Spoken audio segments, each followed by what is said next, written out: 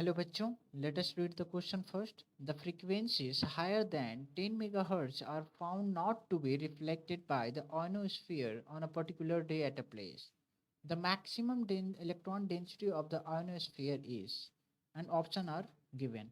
So first of all, we need to understand the formula. So the formula is, so here we'll write the key concept.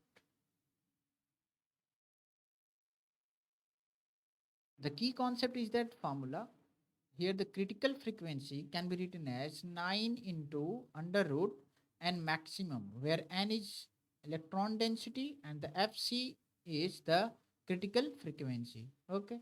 So Fc refers to the critical frequency, and the n maximum we can say it is electron density. Electron density. Okay. So we'll use this formula to solve this question. यहाँ पे दिया हुआ है FC critical frequency होता क्या है? So first of all, we know that the critical frequency is defined as the frequency above which the waves penetrate the ionosphere and below which the waves are reflected back. ठीक है, मान लेते हैं ये अर्थ है, अर्थ का अपर मोस्ट जो part होता है, लेयर होता है, उसको बोलते हैं आयनोस्फीयर. ये काफ़ी ज़्यादा आयनाइज्ड रहते हैं, ये होता है आयनोस्फीयर.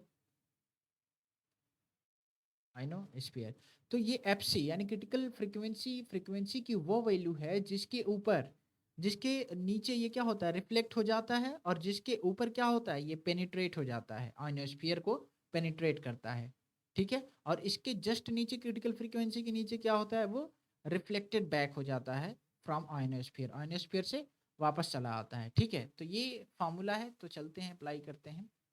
तो क्या दिया हुआ है हमें, एफसी दिया हुआ है, लिख लेते हैं. यानी क्रिटिकल ही तो है, क्योंकि वो रिफ्लेक्टेड क्या हो जा रहा है, found not to be reflected, यानी रिफ्लेक्ट नहीं हो रहा है. तो इसका मतलब क्या, पेनिट्रेट कर रहा होगा, यानी ये जस्ट क्रिटिकल फ्रीक्वेंसी ही है. 10 मेगा हर्ट्ज दिया हुआ है, 10 मेगा हर्ट्ज.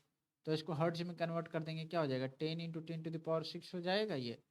तो इसको क्या बोल देंगे, 10⁻7 हर्ट्ज. ठीक है. अब फार्मूले में रखते हैं और ट्राई करते हैं फाइंड आउट करने के लिए एन मैक्सिमम. ठीक है, तो चलिए. तो एफ सी की वैल्यू आ गया 10⁻7 is equal to 9 into under root n maximum, यानी एन मैक्सिमम यानी 1/2 हो जाएगा. ठीक. अब हम क्या करेंगे कि दोनों साइड स्क्वायर कर देते हैं ताकि ये 1/2 क्या हो जाए, हट जाए. ठीक है. तो ये 10⁻14 हो जाएगा, डिवाइडेड बाय ये 81 इधर आ जाएगा, डिवाइडेड बाय ये क्या हो जाएगा, एन मैक्सिमम बच जाएगा. डिवाइड करते हैं और देखते हैं क्या वैल्यू मिलता है. तो सबसे पहले ये जब हम डिवाइड करेंगे तो आ जाएगा 0.124 इंटू ये क्या हो जाएगा, ये हो जाएगा आपका 10⁻13. ठीक है, एन मैक्सिमम की वैल्यू आ गई. ठीक है. अब यहाँ से अब आंसर क्या दिया हुआ है, 10⁻12 में दिया हुआ है. तो करते हैं इसको आगे सॉल्व और देखते हैं क्या मिलता है.